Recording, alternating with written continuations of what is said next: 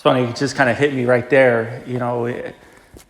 In my apologetics class at Marian, we're going over the claims for the divinity of Christ. And, as I read this gospel passage, you just kind of wonder, one of the arguments to deny the divinity of Christ was that Scripture kind of made Christ out more than what he claimed to be.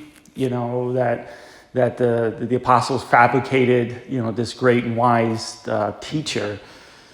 But then you read this type of passage here, and you scratch your head, and you're like, if that's the case, then these guys are terrible. Absolutely terrible at what they're doing. If you're gonna fabricate all this, why have a passage like this in here? Who are you gonna convince? Who are you gonna win over? Who's Christ gonna win over? If Christ said these words, which I assume us in this case, we believe that he did. I know I do. Who's he winning over? What is he gaining in all this? Here's a man, which in the Jewish sense is one of the worst things you can do, to claim yourself to be God. Jesus, a fellow Jew, is doing this. And the only thing that's really attracting the people to him are his words of wisdom and the miracles that he's performing. And then he throws a passage out here. Boy, he's really separating, from Sunday's gospel, separating the sheep from the goats here.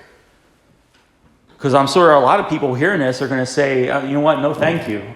Or at the very least, they're not going to take him seriously. Oh, okay. But who's he winning over here? As you read the gospel and the first reading, it's nice sometimes when the readings match up, in which this case they do. We're presented with, groups of Christians who lost a lot because of the name of Christ. And I'm sure they, along with us, we get the temptation from time to time and ask, is it worth it? Is it, what's the point in all this? We feel defeated. We feel all is lost. We're worried about, what the next 10 years and 20 years are going to be like for us and for our children and for our grandchildren. And, we worry about this stuff and worry about our freedom to worship, our freedom to worship. The powerful, the mighty, they'll be cast down. That's a fact. It's a spoiler alert, okay? Spoiler alert, God's going to win in all this.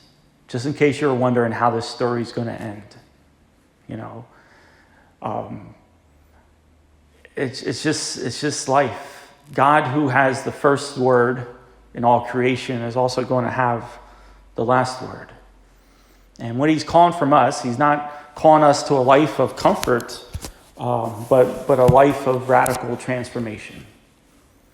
It takes a lot of transformation to lay down your life for the name of Christ. You don't just show up and do it. It's a life that is transformed, a life that is infused by the power and grace of God, a life where one is absolutely in love with God and the Son, Jesus Christ. One who is totally devoted to his faith. And you don't just get that. You're transformed. That's what makes a saint. That's why this is a saint in progress here that we're doing. But in all this, God's going to win. No matter what happens, what becomes of us, God is going to win. May God bless you.